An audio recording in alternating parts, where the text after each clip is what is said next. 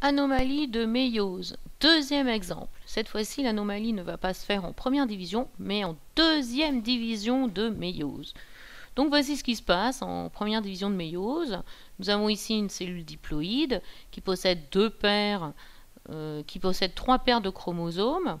Une paire qui comporte le gène grand A, avec un allèle grand A et un allèle petit a. Et puis ici, une deuxième paire de chromosomes avec le gène B, un allèle grand B, un allèle petit b sur le deuxième chromosome, et enfin la paire de chromosomes sexuels X, Y. Chaque chromosome possède deux chromatides. Ce sont des chromatides qui proviennent de la duplication qui a lieu juste avant la méiose.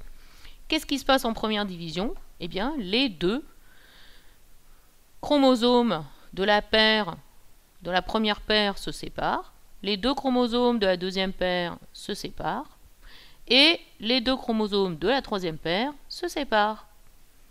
Chaque chromosome de chaque paire est séparé, mais par contre, chaque cellule ici possède bien N chromosomes.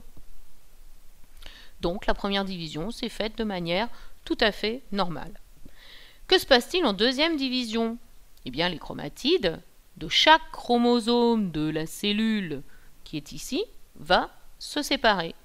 Donc ça veut dire que je vais avoir ici une chromatide grand A qui va se retrouver dans chacun des spermatozoïdes. Imaginons que nous ayons une anomalie. Bon, on va dire grand B se sépare de manière correcte. Et ici, eh bien, les deux chromatides Y ne se séparent pas. Donc j'ai ici un spermatozoïde qui contient le chromosome dupliqué, et ici un spermatozoïde qui ne contient aucun chromosome sexuel. Et puis là, on va imaginer que ça se passe de manière tout à fait normale. Donc X va aller dans les deux chromosomes, dans les deux spermatozoïdes. Ici on a B, voilà, la chromatide qui porte B, et puis la chromatide qui porte A. Donc ici, nous avons bien un génotype haploïde.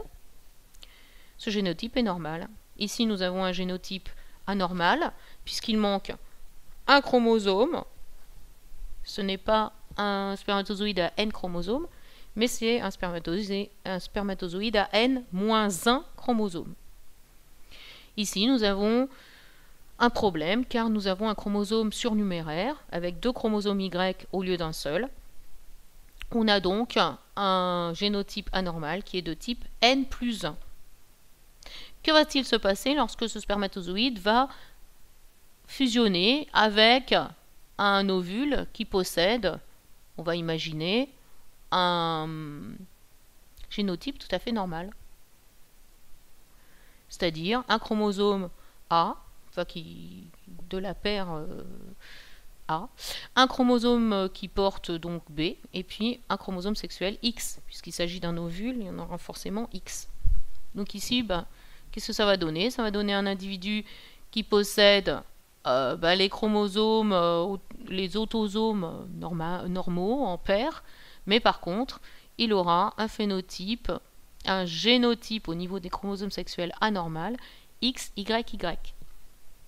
Celui-ci, si il y a une fécondation avec un ovule avec un génotype normal, et vous voyez qu'il y aura des paires d'autosomes de manière normale. Par contre, on aura un seul chromosome sexuel qui sera X. Ici, il s'agit d'une monosomie, et là, dans ce cas-là, il s'agit d'une trisomie. Voilà. Ici, par contre, quand la fécondation se mettra en place, eh bien, vous voyez que tous les chromosomes seront en paire. Donc on aura un œuf avec un génotype tout à fait normal.